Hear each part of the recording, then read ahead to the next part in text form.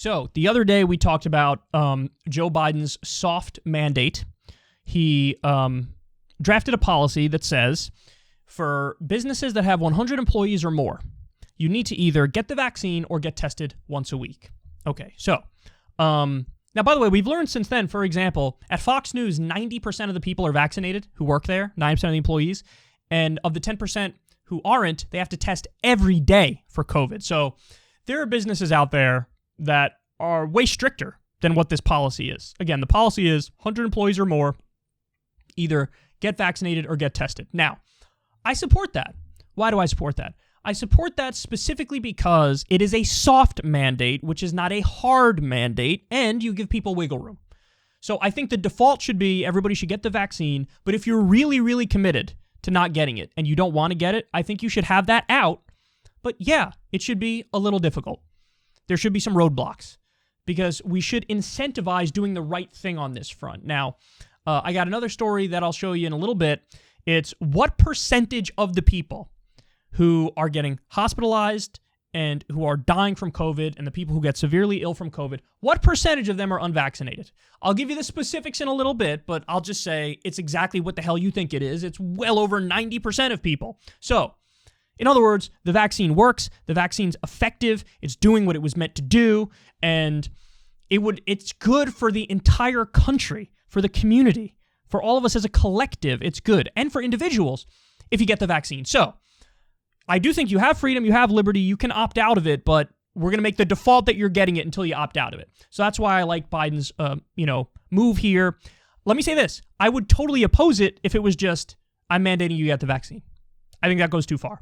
I think to give people no wiggle room and just say you have to get the vaccine, I think that's too far. I think that's too authoritarian. I think that's too draconian. I think even though the end result of that would be positive, it's too much of a restriction of freedom and liberty for me, for my taste, to be comfortable with it. Okay, so, but now there's some polling numbers that are out on this exact question. Let's take a look at how people feel. New Morning Consult Politico numbers. Requiring all employers with 100 plus employees to mandate vaccinations. 58% support, 36% oppose. Require federal workers and contractors. 57 to 36. Requiring healthcare workers. 60 to 34. So, there's another poll that came out, by the way, that was 60% support for this. Now, I incorrectly thought beforehand that when they poll this question, they weren't going to poll it properly. I thought when they polled it, they would tell people, what do you think of mandatory vaccines? Now, in a situation like that, it should poll less popular than this, for sure. But this poll, when you get into the actual wording of the question, it was fair, and it was honest, and it was correct. So in other words, the poll asked, do you support requiring the vaccines or testing? And when it was phrased correctly, these are the results. It's a wildly popular position. Wildly popular. So in other words, listen, I think people think about this in a similar way to the way I think about it. There's an issue where I'm sort of right in a line with mainstream America, where it's like, we have all the evidence that we need. We have all the data that we need. We know the vaccine is safe. We know the vaccine is effective. We know it's doing the job it's meant to do. And, we're at a place now, I mean, even when you have places that have mask mandates, for example, that is solely to protect the unvaccinated. That's what that is. So I now need to wear a mask even though I'm fully vaccinated because there are people who aren't vaccinated. So, and those are the people who are usually, unvaccinated people are also the people who are usually skeptical of masks too. So I need to care more about the well-being of the unvaccinated person than they care about themselves and their well-being. Does that seem fair? Does that seem just? So now at least 70% of the country has at least one shot. And now that 70% is sort of looking at the rest of the country like, hey dog, we gave you a lot of time to do it, to do the right thing. You haven't done it. Now, you should do it, but okay, if you're not going to do it, fine. You have your freedom, so guess what? You're going to have to get tested every week then. I think that's totally fair. Because yes, if everybody was vaccinated, we wouldn't even need the masks. Because there'd be so few people who end up getting hospitalized as a result of COVID and dying as a result of COVID, that the mask would be massive overkill.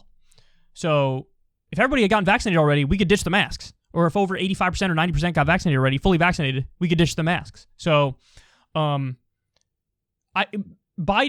made a political bet here. he tried to bait the Republicans into going full anti-vax. He sort of did that successfully, and they're leaning into that. That's going to hurt them. It's going to hurt them politically. So on top of Biden doing good policy here, it's also good politics.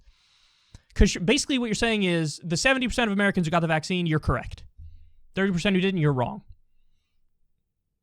I'm not a math person, but 70 is a lot more than 30. And those 70% are going to feel like, yeah, he's siding with me. Now, of course, there are people who are fully vaccinated who are against mandates, but then I come full circle to my original point. It's not a hard mandate. It's not a hard mandate. When you say, get the vaccine or get tested, you're giving people an option. You're giving people a choice. You're saying, listen, if you're really committed for whatever reason, religious reasons, ideological reasons, because you've been brainwashed, whatever, if you're against getting it, okay, dog, do you. It is what it is. Fine. So I think that's the thing that pissed me off the most in this commentary is that even people I like and respect, lefties, would be against this, but they wouldn't be honest with you about what it is. They would just call it a vaccine mandate. If you're talking about this and you're not telling people, and you're not stressing the fact that you also have the choice to just take a test, then you're not being honest. You're being disingenuous. So, listen, I don't know what percentage of my audience feels whatever way about this, because obviously there are a lot of right-wingers who are anti-vaccine, but there are also plenty of left-wingers who are anti-vaccine. And it stems from a genuine place of like, big pharma is evil, they're terrible, they're corrupt, they're greedy, they don't care about you. I think all that stuff is totally true. But again, I also think antibiotics work. I also, when I get sick, I'm going to go to the hospital, or I'm going to go to the doctor. I also think that modern medicine, with all the systemic incentives and flaws, modern medicine is way better than any sort of alternative bullshit, or way better than rolling the dice. Your chances of getting sick from the vaccine, or getting seriously ill from the vaccine, or having a serious complication with the vaccine versus seriously ill from COVID, it's not even close. It's not even close. You're way better off taking the vaccine than you are not doing it. So, I was talking about this on Twitter the other day too. A little while ago, I was actually probably directly exposed to the virus, and nothing happened. So I was so exposed to it that I had to test. I had to test for the next 4 days. Do one of the, the over-the-counter tests, and never tested positive. Never felt a single symptom. So people love, for whatever reason, people find anecdotes very convincing more so than they find the overall data. By the way, don't be like that. Always look at the data. Forget the anecdotes because they're just anecdotes. When the anecdotes build up so much to tell you a giant statistical picture, then they matter. But generally speaking, go with the data and not the anecdotes. But anyway, since everybody's obsessed with anecdotes, there's my anecdote. I was probably directly exposed to the virus. I have good reason to believe I was directly exposed to it. And I never felt a single symptom, and I never tested positive. And somebody else I know, exact same position, directly exposed to the virus, never tested positive, never had a single symptom. And we're both vaccinated. And so that leaves me to believe it probably made it so that it protected me. And it protected the other person. And I'm sure there's a lot of instances like that. Some people have breakthrough cases, but usually the breakthrough cases are nearly as serious as the ones when you're unvaccinated. So anyway, get the vaccine. But listen, yeah, I do want to do a little bit of an end zone dance here to let everybody know, if you oppose this, you're wrong. There's a reason why 60% of the country is like, that's a good idea.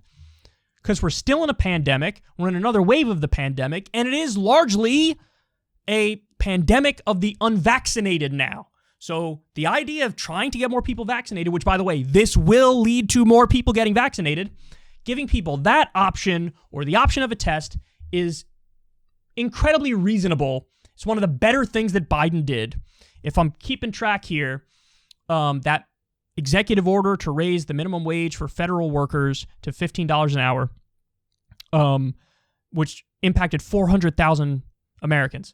That's one of the best things he did. The right to repair executive order is one of the best things he did. Pulling out of Afghanistan is one of the best things he did. And this is one of the best things he did.